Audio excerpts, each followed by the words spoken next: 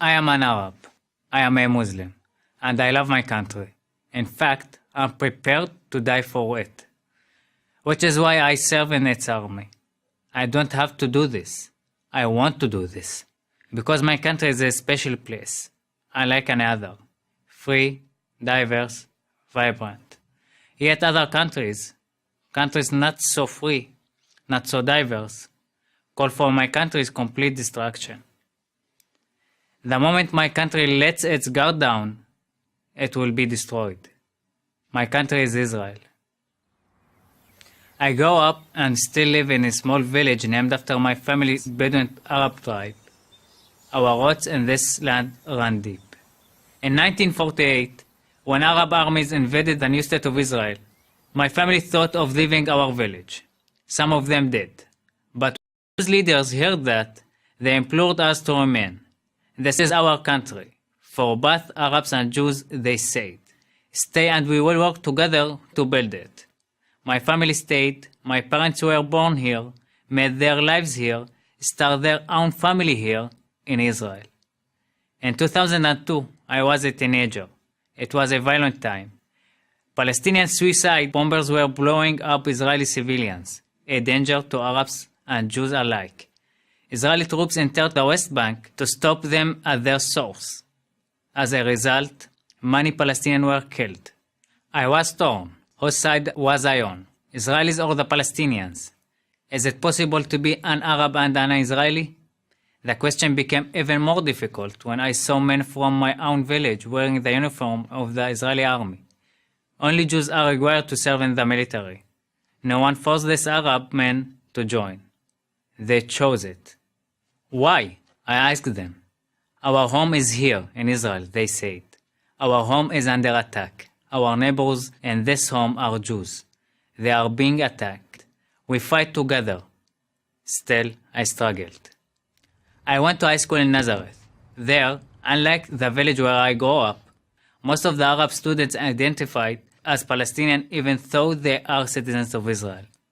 Some of the students, my friends, hated Israel. They couldn't understand me. You're a Palestinian, they said, so you must hate Israel. When I said that I didn't, that we had far more freedom and opportunity than Arabs anywhere in the Middle East, they called me a traitor. After high school, I went to study electrical engineering at Knion, a leading Israeli university. During my first semester, heavy rocket fire from Gaza forced Israel to launch a counterattack.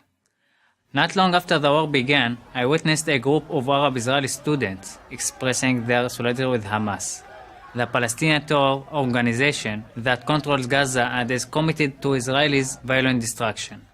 Did these students not understand that those rockets could just as easily be aimed at them? Hamas didn't care who they killed as long as they landed inside the borders of Israel. Had my fellow Arab students forgotten that Israel had left Gaza a few years before? That there wasn't a single Israeli living there? That day I dropped out of school to join the Israeli army, the IDF. A few months later, I was a soldier in the Israeli Air Force. After months of training, I was assigned to the Search and Rescue Helicopter Unit. Our job was to save lives. We never concerned ourselves with the identity of the people who needed our help. We rescued Syrian civilians wounded in their country's civil war, Palestinian children from Gaza requiring urgent medical care, and countless Israelis of every religious and ethnic background. A life, whether it is Muslim or Jewish, Palestinian or Israeli, is a life. On a base of 6,000 soldiers, I was the only Bedouin. But it didn't matter. The only thing that mattered was keeping Israel, our home, safe. We came from all parts of the country and from many parts of the world. We were every shade of skin color. Our shared goal created a deep bond. Today, I am a student at Haifa University. Half of the students are Arab. More than once, I have seen the Palestinian flag being waved at rally or protest on campus. In Israel, you can do this, because whether you are a Jew or an Arab, you are free. What more do you need to know? I am Muhammad Kabia for Bragg University. Thank you for watching this video.